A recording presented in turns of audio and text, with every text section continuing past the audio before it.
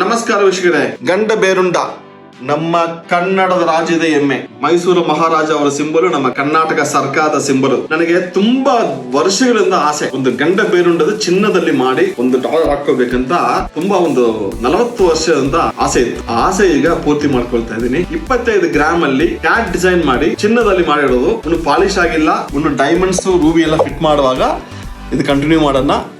ಎಂತ ಚಂದವಾಗಿದೆ. 2 ಇಂಚು ಹೈಟು, 1.5 ಇಂಚು ವಿಡ್ತ್ ಮಾಡಿ cat designing ಮಾಡಿದೀವಿ. ಚಿನ್ನದಲ್ಲಿ ಮಾಡಿ ಬಂದಿದೆ.